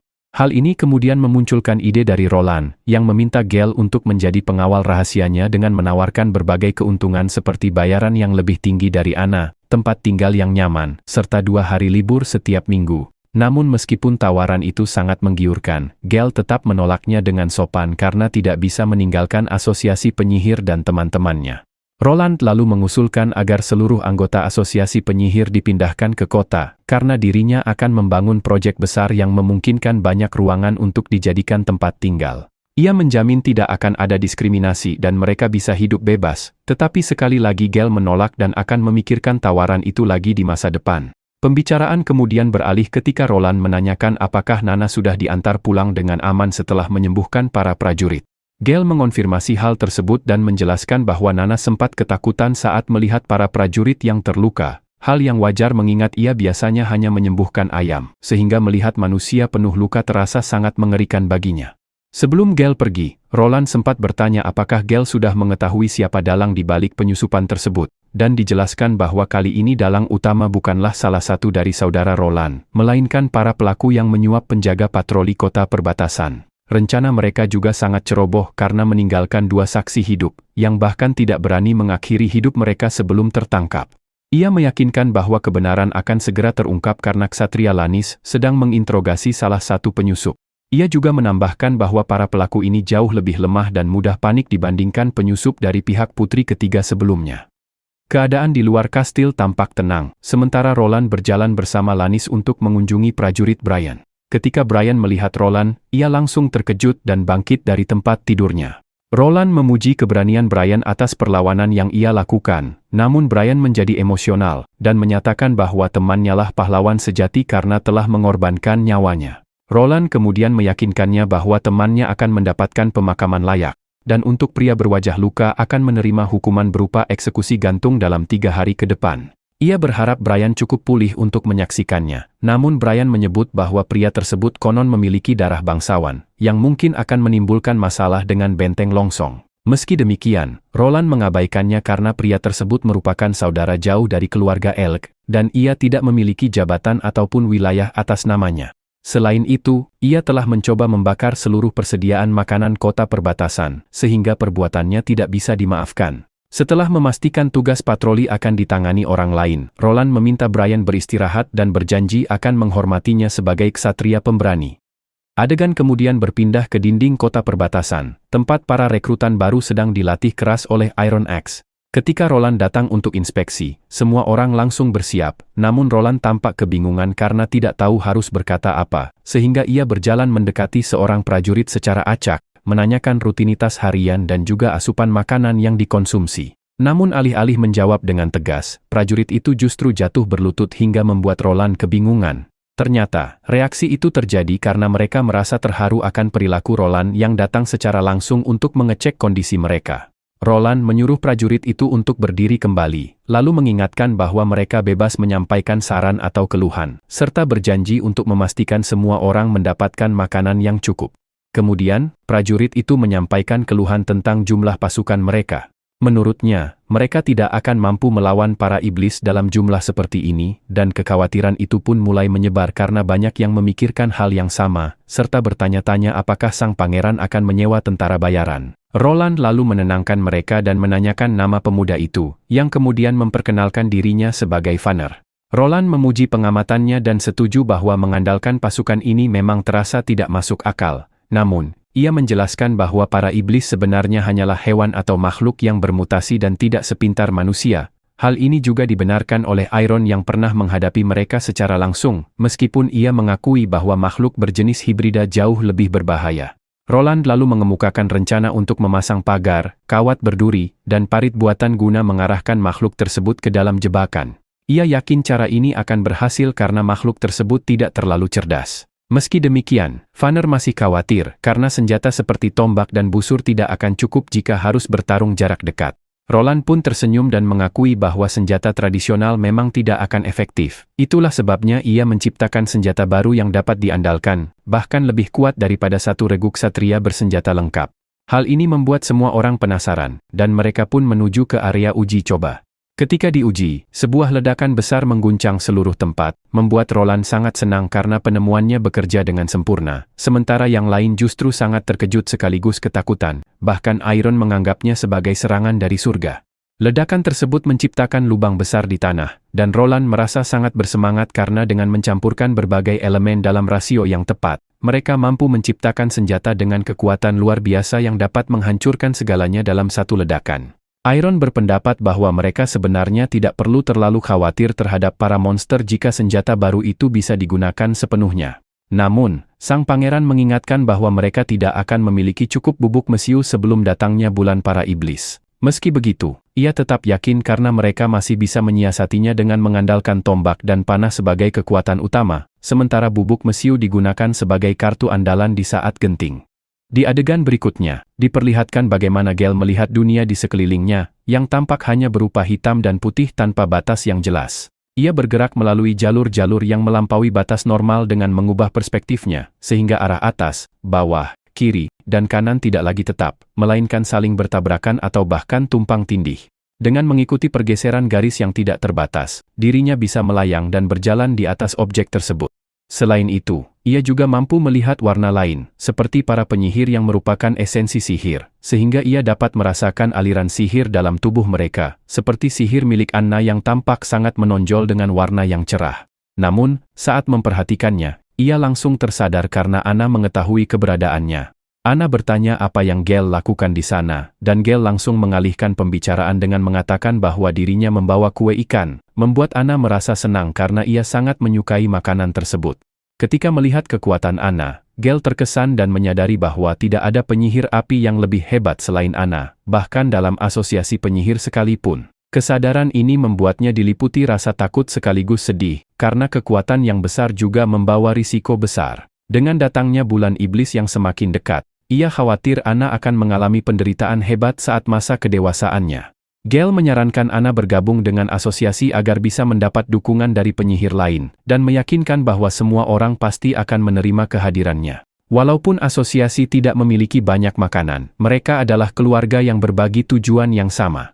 Anna lalu bertanya tentang kehidupan Gale sebelum bergabung dengan asosiasi, dan dijelaskan bahwa dirinya dulu tinggal di kota besar yang tidak jauh dari ibu kota. Saat ditanya apakah ia bahagia saat itu, ingatannya langsung kembali pada masa lalu yang penuh penderitaan. Gale balik bertanya alasan Anna ingin tahu, dan Anna pun menceritakan kehidupannya yang sulit di daerah kumuh kota perbatasan, di mana ayahnya sendiri menjualnya ke gereja seharga 25 koin emas, hingga Roland membebaskannya dari penjara. Ia mengungkapkan bahwa dirinya sangat senang tinggal di sini, namun Gale mengingatkan bahwa Anna tidak bisa meninggalkan kastil karena kebencian masyarakat terhadap penyihir. Meski demikian, Anna tetap optimis dan percaya pada sang pangeran yang ingin mengubah pandangan masyarakat terhadap penyihir. Suasana mulai memanas, namun pembicaraan mereka terhenti ketika Nana masuk dengan panik, lalu memeluk Anna sambil menangis, mengatakan bahwa masalah besar akan segera terjadi. Sementara itu, Roland yang sedang tertidur dan bermimpi tiba-tiba dibangunkan dengan kasar oleh Gale yang marah besar karena ayah Nana sedang dalam perjalanan dan mencurigai bahwa putrinya merupakan seorang penyihir. Roland yang mendengar kabar itu tetap terkejut, meski ia tahu bahwa hal ini pasti akan terjadi. Ia segera bertindak dan berharap bisa mempertahankan Nana di kastil, sambil membayangkan bagaimana reaksi sang ayah ketika mengetahui kebenaran tentang putrinya. Namun, kenyataan jauh berbeda ketika ia keluar dan melihat ayah Nana datang dengan marah, menuntut agar putrinya segera dikembalikan. Setelah duduk bersama, sang ayah yang bernama Tigui Pain memanggil putrinya yang terlihat ketakutan dan menanyakan apakah dirinya akan dijual ke gereja. Akan tetapi, Tigui bersikap lembut, mengatakan bahwa ia tidak akan menjual gadis imut sepertinya ke gereja. Roland mengingatkan bahwa Nana adalah seorang penyihir, namun hal itu langsung dibantah mentah-mentah. Ketika Nana mengakui bahwa dirinya seorang penyihir, Tigui marah dan menganggap hal itu sebagai omong kosong, hingga akhirnya Anna menunjukkan kekuatan apinya, membuat Tigui terkejut karena melihat sihir secara langsung. Roland kemudian menenangkannya dan menjelaskan situasi yang sebenarnya. Perlahan, Tigui mulai memahami bahwa putrinya dipanggil ke istana hanya untuk belajar mengendalikan kekuatan, sementara Roland sempat merasa tidak nyaman karena disalahpahami. Ia lalu menjelaskan bahwa kemampuan penyembuhan Nana akan sangat berguna, karena kekuatannya bisa digunakan untuk merawat korban luka saat pertempuran bulan iblis. Namun, Tigui dengan sopan menolak karena khawatir akan keselamatan putrinya. Roland menjelaskan bahwa peluang selalu datang bersama risiko, serta mengungkapkan peran ayahnya yang dulunya merupakan seorang ksatria pemberani. Hal ini diakui dengan bangga oleh Tigui, yang menceritakan bagaimana ayahnya pernah mengalahkan iblis kuat dan menyimpan tanduknya sebagai bukti. Roland kemudian melihat tangan kasar Tigui, yang menunjukkan bahwa dirinya masih berlatih pedang setiap hari dan belum kehilangan semangatnya. Namun, keluarga Paine kini tidak lagi memiliki status tinggi dan hanya menjadi rakyat biasa. Terlebih lagi, tekanan dari Duke Silver membuat keadaan mereka menjadi semakin sulit. Roland menawarkan agar Tigui ikut mempertahankan kota dengan imbalan tanah yang cukup luas, namun Tigui tetap menolak dan memilih mengirim Nana ke benteng Longsong demi keselamatannya. Roland mengingatkan bahwa benteng tersebut tidak seaman kota perbatasan karena pengaruh gereja sangat kuat di sana, dan jika rahasia Nana terbongkar, maka tidak ada yang bisa melindunginya, bahkan dirinya sekalipun. Ia berjanji akan menyiapkan perahu kecil untuk evakuasi cepat jika terjadi sesuatu, sehingga keselamatan Nana dan Anna sangat terjamin. Pada akhirnya, Tigui mempercayai Roland dan menyatakan kesetiaannya untuk bertarung bersama. Semua orang pun merasa lega, meskipun Anna terlihat kesal karena dirinya memang tidak akan pernah meninggalkan tempat ini. Keesokan harinya, penasihat Barov datang dengan wajah cemas karena dana mereka hampir habis untuk senjata dan pelatihan tentara. Ia khawatir jika keadaan terus seperti ini, maka dalam beberapa bulan semua orang akan kelaparan. Roland hanya bisa menghela napas dan mengizinkan penggunaan seluruh tabungannya untuk menutupi biaya, meskipun hal itu tidak dapat menyelesaikan masalah jangka panjang. Roland menyatakan bahwa jika pertahanan gagal, mereka akan segera mengevakuasi seluruh penduduk kota. Setelah Barov pergi, ia merasa terpukul karena telah menghabiskan seluruh tabungannya, dan jika pertahanan tetap gagal maka semuanya akan sia-sia. Namun, suasana hatinya sedikit membaik ketika Gale kembali muncul. Gale langsung menyadari bahwa Roland telah berbohong kepada penasihatnya tentang rencana meninggalkan kota, dan Roland tanpa ragu mengakui kebohongan tersebut karena ia tidak ingin menambah kepanikan di antara warga yang sudah ketakutan. Gale kemudian menyarankan agar ia menghabiskan waktunya bersama Anna daripada terus memikirkan urusan politik. Ia juga mengungkapkan kekhawatirannya, merasa Anna mungkin tidak akan hidup lama lagi. Namun Roland justru bersikeras bahwa Anna pasti akan bertahan, karena ia telah berjanji untuk melawan para iblis dengan segala cara. Gale mempertanyakan bagaimana ia bisa begitu percaya pada seorang penyihir yang dianggap terkutuk oleh iblis, tetapi Roland hanya menjawab bahwa dirinya sudah pernah mengatakan sebelumnya, bahkan mengungkapkan rasa percaya pada Gale. Gale menatapnya dengan wajah datar, menyadari bahwa Roland sedang tidak berbohong. Secara tiba-tiba, terdengar suara keributan dari luar, namun saat Gale melihat keluar jendela, ia menyadari salju mulai turun, menandakan bahwa musim dingin telah tiba. Beberapa saat kemudian, Roland memeriksa perkembangan latihan Iron X di tempat latihan menembak. Di sana, Iron menunjukkan kemampuannya dalam menggunakan senjata dengan akurasi tinggi. Roland yang datang menanyakan perkembangan latihan langsung disambut dengan antusias, karena Iron telah menguasai dasar-dasar penggunaan senjata tersebut. Hal ini tidak mengejutkan karena sebagai seorang pemburu sejati, ia mampu menguasai berbagai senjata dengan cepat. Ia memuji senjata tersebut sebagai berkah yang datang dari surga, dan menyesal tidak memilikinya saat menghadapi monster hibrida sebelumnya. Ia bahkan berlutut karena telah dipercayakan untuk menggunakan senjata sekuat itu, dan berjanji tidak akan mengecewakan Roland. Roland lalu menanyakan kondisi kepada Lannis, yang menyatakan bahwa mereka membutuhkan lebih dari 2 senjata yang ada. Roland pun memahami hal itu, menjelaskan bahwa 2 senjata tambahan sedang dirakit dan akan segera selesai dalam 2 hari ke depan. Setelah itu, mereka bertiga naik ke tembok kota dan disambut oleh para prajurit yang memberi hormat. Hal ini membuat Roland sedikit canggung, sementara Iron menyebutkan bahwa jumlah iblis biasanya sedikit setelah salju pertama turun, namun Roland tetap meminta mereka untuk terus waspada. Tak berselang lama, mereka melihat seekor makhluk di kejauhan yang ternyata adalah monster iblis. Para prajurit sempat panik dan berniat membunyikan alarm dengan persetujuan Roland, namun Roland meminta mereka untuk mengambil keputusan sendiri berdasarkan pengalaman mereka. Pada akhirnya, prajurit tersebut memilih untuk tidak membunyikan alarm dan menurunkan busurnya. Roland merasa lega karena pelatihan mereka membuahkan hasil, sementara makhluk tersebut mulai mendekat secara perlahan. Setelah diamati, makhluk tersebut ternyata hanya seekor serigala yang bermutasi sehingga tidak terlalu berbahaya. Saat makhluk itu bersiap melompat ke tembok, Iron segera bersiap lalu melepaskan anak panah yang langsung menjatuhkannya. Roland melihat ke bawah dan memperhatikan darah hitam yang keluar dari tubuh makhluk itu, bertanya-tanya mengapa hal tersebut terjadi, serta mengapa penyihir bisa terbebas dari pengaruh iblis sementara hewan tidak.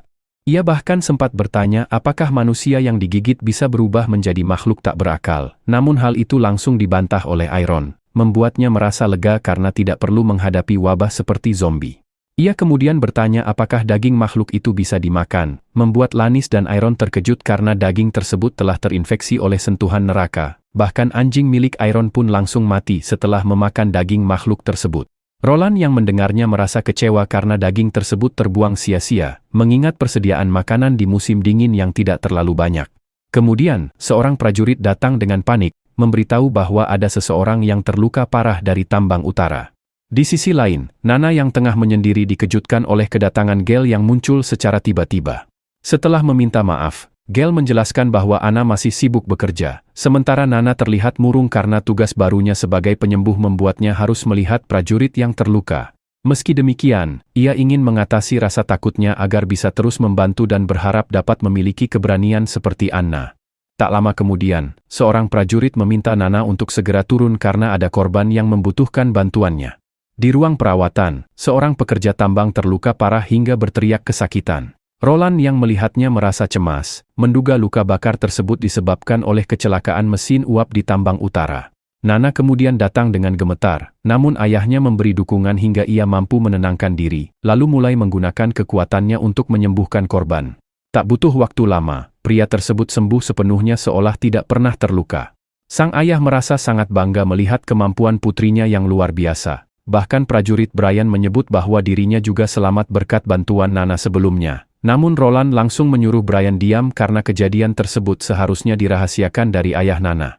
Setelah korban tersadar, ia terkejut karena masih hidup dan Roland pun menjelaskan bahwa Nanalah yang menyelamatkannya. Malam hari ketika Roland kembali ke kamarnya, Gale mempertanyakan mengapa ia mengungkapkan identitas Nana terlalu cepat. Kemudian diperlihatkan kembali momen saat korban yang baru diselamatkan terkejut mengetahui bahwa Nana adalah penyihir. Ia mulai panik karena menganggap penyihir sebagai iblis, namun ayah Nana segera membela dengan mengatakan bahwa putrinya tidak ada hubungannya dengan iblis, melainkan seorang malaikat yang telah menyelamatkan nyawanya. Pada akhirnya, penambang itu berlutut di depan Nana, meminta maaf sebesar-besarnya atas ucapannya sebelumnya, dan mengucapkan terima kasih dengan tulus karena telah menyelamatkan nyawanya. Kembali ke masa sekarang, Roland merasa ini adalah waktu yang tepat untuk mengungkapkan identitas Nana sebagai penyihir. Terlebih lagi, jika mereka ingin memanfaatkan kekuatannya untuk melawan para iblis, maka tidak mungkin untuk terus menyembunyikan identitasnya. Ia juga menegaskan bahwa karena orang-orang gereja telah pergi menuju benteng Longsong, maka tidak ada lagi yang bisa menindas para penyihir di kota perbatasan. Gale bertanya apakah semua ini sudah direncanakan sejak awal, dan Roland mengiyakan sambil menjelaskan bahwa salju telah memblokir jalan menuju benteng, serta dermaga laut berada di bawah kendalinya, sehingga pihak gereja tidak memiliki cara untuk mengetahui apa yang terjadi di kota perbatasan. Ia juga menambahkan bahwa dirinya memiliki waktu 3 bulan untuk mengubah persepsi masyarakat, bahwa penyihir bukanlah iblis. Gale yang masih belum memahami tujuan besar Roland pun bertanya mengapa ia melakukan semua ini untuk para penyihir. Dan Roland kembali menegaskan bahwa kota perbatasan tidak membeda-bedakan asal-usul seseorang, serta para penyihir berhak hidup layak seperti manusia lainnya. Gale terkejut mendengar ketulusan hati Roland, dan akhirnya meminta maaf atas kebohongan sebelumnya. Ia menjelaskan bahwa para penyihir dalam asosiasi mereka telah lama berpindah-pindah tempat sambil perlahan kehilangan harapan, dan yang mereka inginkan hanyalah tempat yang aman untuk hidup, meskipun hanya sebuah kastil sederhana. Roland yang menyadari bahwa Gale berniat membawa semua penyihir ke kota perbatasan sedikit terkejut, sementara Gale memperingatkan bahwa jika para penyihir datang, maka Roland akan berhadapan langsung dengan gereja. Meski demikian, Roland tetap bersikap tenang, menjelaskan bahwa markas utama gereja sangat jauh dari wilayahnya, sehingga kecil kemungkinan mereka akan mengerahkan pasukan hanya untuk menyerangnya. Ia bahkan telah merencanakan untuk mengumpulkan kekuatan yang cukup guna menyaingi gereja, dan menciptakan dunia di mana penyihir dapat hidup berdampingan dengan manusia biasa. Adegan kemudian berpindah ke ibu kota Grey Castle, di mana pasukan berkuda memasuki kota dan disambut dengan meriah. Pemimpin mereka adalah Gerald Wimbledon, sang pangeran pertama yang datang untuk merebut haknya atas takhta. Ia segera menerima laporan dari bawahannya yang telah menyusup ke dalam istana, dan meskipun rencana penggantian penjaga tidak sepenuhnya berjalan mulus, mereka tetap berhasil membuka jalan baginya. Ketika memasuki istana, ia mencium bau darah yang mencurigakan, dan saat membuka pintu, ia mendapati ayahnya telah tewas dengan belati di dada, serta adiknya Timothy Wimbledon, sang pangeran kedua, tengah berdiri di sana sebagai pelaku. Timothy mengaku tidak punya pilihan lain, lalu menjebak kakaknya dengan menghadirkan para prajurit yang langsung mengepungnya. Ia menjelaskan bahwa dirinya memutuskan untuk mengakhiri perebutan takhta lebih cepat demi mengumpulkan kekuatan besar untuk menghadapi saudari ketiga mereka. Geralt yang marah mencoba menyerang, namun dengan mudah dilumpuhkan oleh penjaga di belakangnya. Timothy memberitahu bahwa Geralt akan dijadikan kambing hitam atas pembunuhan raja, dan pengeksekusiannya akan segera dilakukan setelah informasi disebarkan ke seluruh kerajaan Grey Castle. Ia bahkan telah menyiapkan ramuan pembungkam agar kakaknya tidak bisa berbicara saat diadili. Geralt pun diseret pergi, sementara pengkhianat yang membantunya berbalik memuji Timothy sebagai raja baru. Namun, Timothy justru memberinya pil beracun untuk menutup semua jejak pengkhianatan. Tak lama kemudian, Timothy menatap jasad ayahnya dengan penuh amarah, karena melihatnya mati di depan mata. Cerita beralih ke kilas balik ketika ia melaporkan kepada sang raja bahwa Geralt sedang menuju ibu kota dengan niat merebut takhta secara paksa. Ia sempat menanyakan apakah raja memiliki rencana untuk menghentikannya, namun sang raja hanya menyeringai aneh hingga membuat Timothy kebingungan. Tanpa peringatan, sang raja tiba-tiba mengeluarkan belati lalu menusukkannya ke dadanya sendiri hingga tewas seketika. Kembali ke masa sekarang, Timothy diliputi kemarahan karena merasa ada pihak yang mengacaukan perebutan takhta, dan ia bertekad menemukan dalang di balik semua ini serta menghukumnya. Di sisi lain, di kota perbatasan, situasi berjalan cukup tenang. Prototip mesin uap di tambang sudah diperbaiki tanpa kecelakaan, dan para monster juga belum menimbulkan masalah, sehingga Roland sempat bersantai sambil memikirkan cara meningkatkan ekonomi kota dan mengisi kembali keuangannya yang kosong. Namun, ketenangan itu mendadak hancur ketika Lannis datang membawa kabar buruk, melaporkan bahwa gerombolan besar monster sedang menyerbu di luar tembok. Di bawah tembok, para monster melolong ganas sementara para prajurit mulai panik karena jumlah mereka yang sangat banyak, termasuk Vanner yang dulunya hanya penambang biasa, namun kini ikut bertempur mempertaruhkan nyawa. Salah satu monster menabrak tembok hingga mengguncang seluruh area, menyebabkan kerusakan sebelum akhirnya jatuh. Sekumpulan monster serigala mulai mendekat sehingga Iron segera memerintahkan semua orang bersiap dengan tombak. Dengan keberanian yang dipaksakan, Vanner ikut menyerang sesuai perintah, dan ketika salah satu monster berhasil memanjat tembok, Iron langsung menembaknya hingga mati. Meski ancaman awal teratasi, salah satu prajurit terkena serangan parah, membuat Vanner ketakutan hingga terdiam. Ketika Roland tiba, ia segera meminta semua prajurit untuk tidak panik dan bertindak sesuai prosedur. Vanner akhirnya kembali tenang dan mengatur pasukan untuk membawa korban serta mempertahankan posisi, membuat Roland bangga. Namun situasi kembali mencekam ketika monster hibrid mengerikan muncul. Panah tidak berpengaruh pada tubuhnya yang keras, sehingga Roland menyadari mereka membutuhkan kekuatan lebih besar. Ia memerintahkan penggunaan senapan, tetapi tetap tidak efektif, hingga akhirnya menyuruh Vanner mengambil dinamit.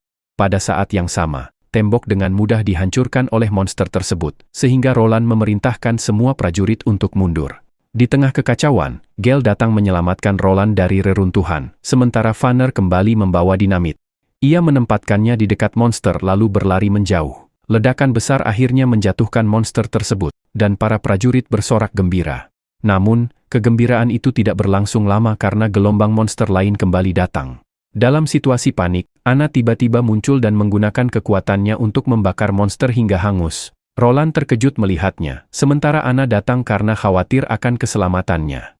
Meskipun awalnya Roland ingin mengungkap identitas Anna secara bertahap, kini rahasia itu terbongkar lebih cepat. Ia segera memerintahkan prajurit untuk melindungi Anna, sementara Anna menciptakan dinding api untuk menahan serangan. Roland pun memimpin serangan balik hingga monster terakhir berhasil dikalahkan. Setelahnya, Roland khawatir bagaimana menjelaskan identitas Anna, namun ia terkejut karena para prajurit justru menunjukkan rasa hormat dan terima kasih.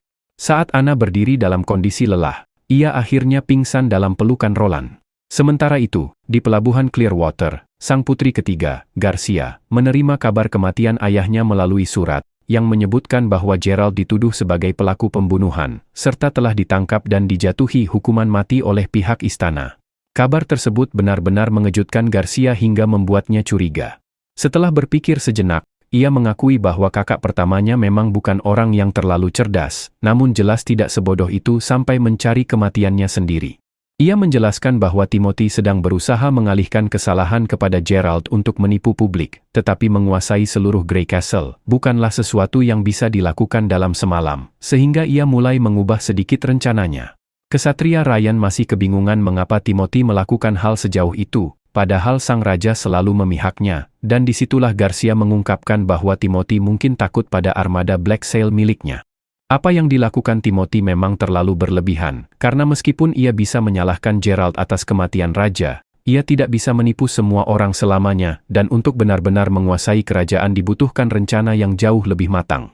Oleh karena itu, Garcia memutuskan untuk berlayar menuju Grey Castle keesokan harinya. Jika Timothy tidak mau menunggu 5 tahun hingga perebutan takhta berakhir, maka ia juga tidak akan menunggu dan akan memberikan perlawanan terbaik atas deklarasi perang yang telah disulut oleh Timothy sendiri.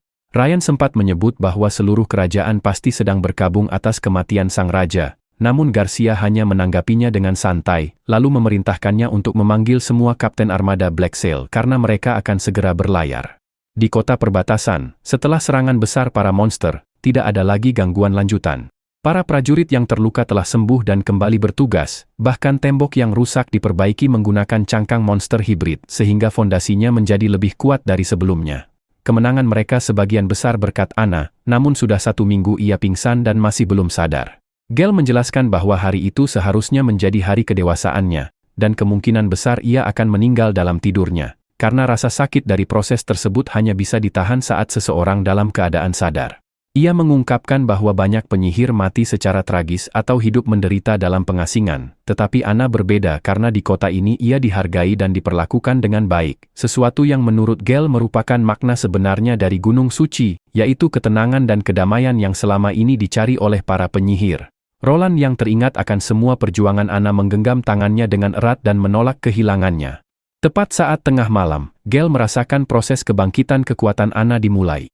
Api lilin di dekatnya seketika redup, lalu menyala kembali dengan warna hijau terang, sebelum akhirnya Anna membuka mata. Semua orang terkejut melihat Anna bangun dalam keadaan yang sangat baik, dan bahkan mampu mengendalikan api hijau tersebut sepenuhnya. Roland yang masih terkejut mencoba menyentuh api itu, dan kemudian diketahui bahwa kekuatan baru Anna dapat dikendalikan dengan sempurna, baik dari suhu maupun pergerakannya. Meskipun begitu, Gale tetap bingung bagaimana Anna bisa melewati proses yang seharusnya menyakitkan itu. Roland menduga hal tersebut terjadi karena Anna telah menghabiskan hampir seluruh kekuatan sihirnya saat pertempuran, sehingga rasa sakitnya berkurang secara drastis. Teori tersebut dianggap masuk akal, sehingga Gale memutuskan untuk kembali ke asosiasi penyihir, karena musim dingin akan membuat banyak penyihir lain mengalami proses yang sama, dan ia ingin menyelamatkan mereka serta membawa yang selamat ke kota perbatasan. Roland menyarankan agar ia menunggu sampai musim dingin berakhir, namun Gale tetap bersikeras pergi dan akhirnya menghilang setelah berpamitan. Setelah itu, Roland kembali memikirkan berbagai kemungkinan dari teorinya tentang sihir yang dapat menjadi perubahan besar bagi dunia. Namun, ia tidak memiliki banyak waktu untuk berpikir karena seorang utusan dari benteng Longsong datang membawa kabar bahwa sang raja telah meninggal, dan Timothy kini menjadi raja baru Grey Castle, serta menawarkan hadiah wilayah dan jabatan baru untuk Roland. Meskipun penasihat Barof berduka atas kematian raja dan meminta arahan selanjutnya, Roland merasa seluruh situasi ini penuh kejanggalan, sehingga ia memilih untuk mengamati pergerakan kedua saudarinya terlebih dahulu. Ia juga memperkirakan bahwa ibu kota akan kacau akibat perebutan kekuasaan, sehingga prioritasnya adalah melindungi keluarga para penduduk dengan memerintahkan semua orang mengirim surat, agar keluarga mereka dievakuasi ke tempat aman. Selain itu, ia menghentikan ekspor logam ke kota tetangga, karena logam tersebut akan digunakan untuk produksi mesin uap, serta berencana memperbanyak jumlah pasukan dari warga sipil. Di balik semua kekacauan ini, ia justru melihat peluang, karena selama ia bertahan di kota perbatasan, kemungkinan besar pihak seperti Duke Silver akan mencoba memperluas pengaruh mereka, dan itulah yang ia inginkan karena tujuan utamanya adalah industrialisasi. Meskipun saat ini ia masih kekurangan tenaga kerja akibat populasi kota yang hanya sekitar 2.000 orang.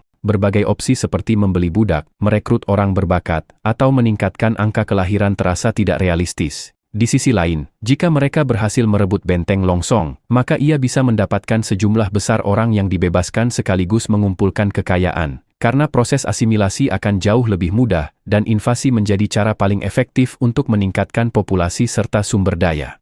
Roland sendiri menyadari bahwa menantang seluruh kekuatan benteng Longsong bukanlah perkara ringan, sehingga untuk saat ini, ia hanya bisa menunggu hingga Gale kembali bersama para penyihir. Ini juga menjadi alasan utama mengapa Roland ingin memperluas pasukan sipilnya, sekaligus mempercepat produksi berbagai mesin guna memperkuat kekuatan militernya di masa mendatang.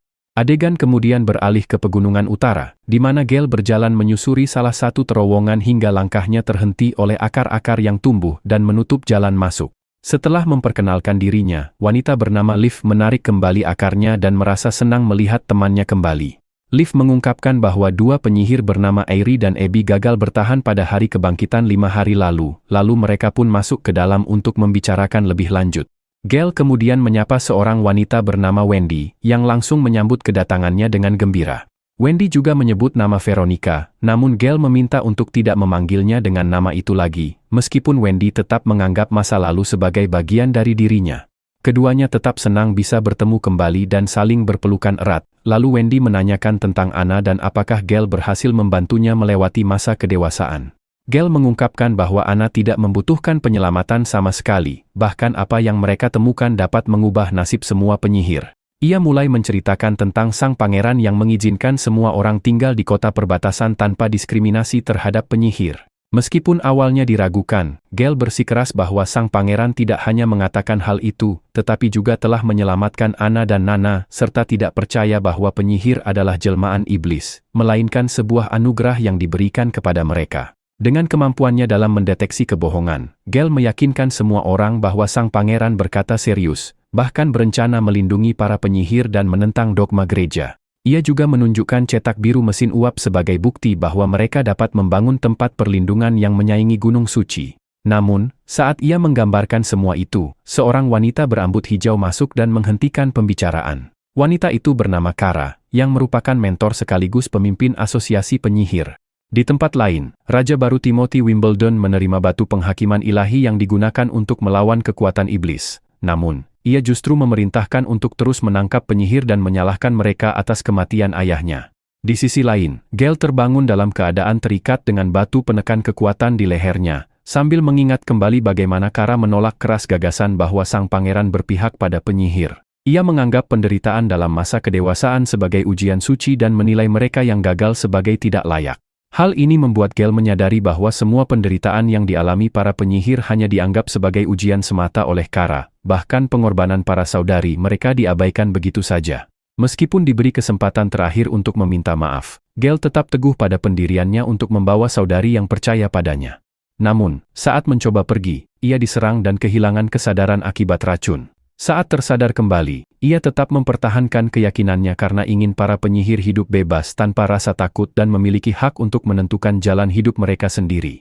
Meskipun cetak biru mesin uap yang dibawanya telah dihancurkan dan ia diancam dengan kematian, Gale tetap tidak gentar dan bahkan siap menerimanya, hingga Wendy akhirnya menghentikan ketegangan tersebut dengan mengingatkan bahwa mereka sudah kehilangan terlalu banyak saudari. Meskipun Wendy tidak sepenuhnya mempercayai Gale, ia setuju bahwa setiap orang berhak memilih jalannya sendiri dan memutuskan untuk ikut pergi. Sebagian besar setuju dengan pendapat Gale, namun ada juga yang masih ragu.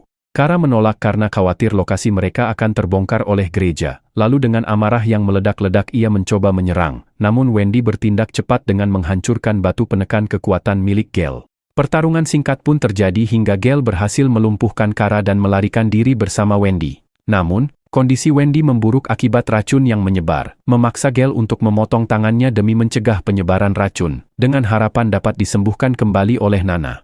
Perjalanan mereka akan berlangsung lama dan melelahkan, dan Gale khawatir mereka tidak akan sampai di kota perbatasan dalam waktu dekat.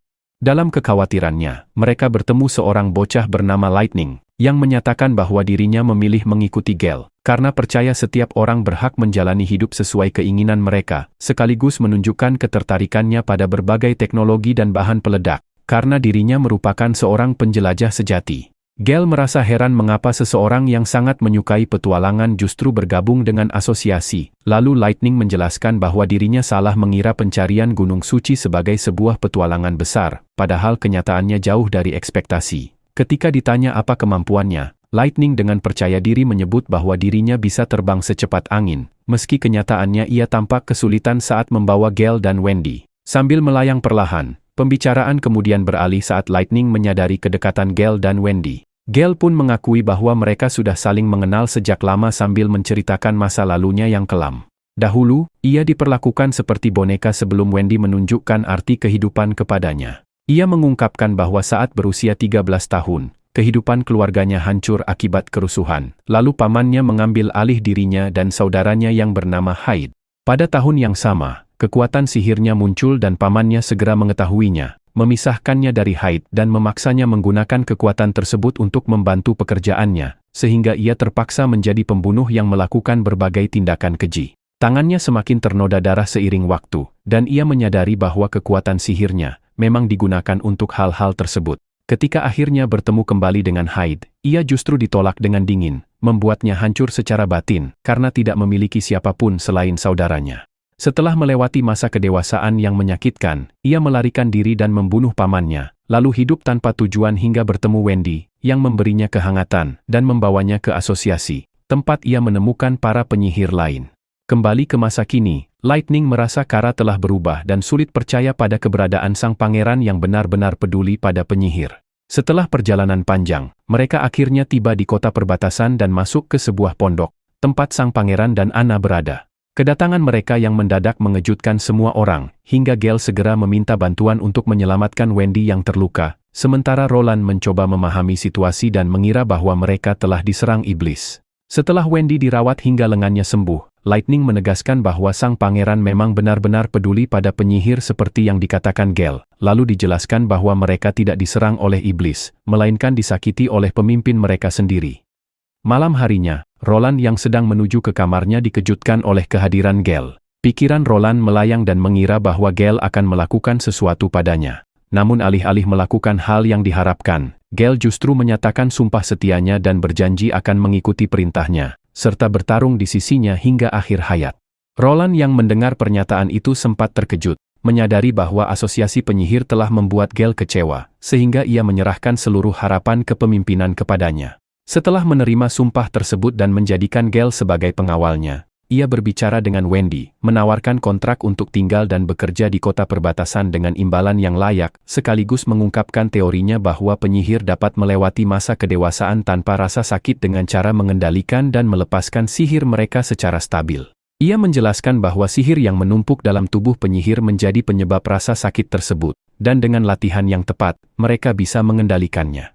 Ia juga menjanjikan tempat aman bagi para penyihir untuk hidup bebas tanpa diskriminasi, bahkan berharap dapat menciptakan gunung suci yang selama ini mereka cari. Wendy menerima tawaran tersebut dan mulai berlatih, sementara Anna dan Nana memperhatikan perkembangan para penyihir baru.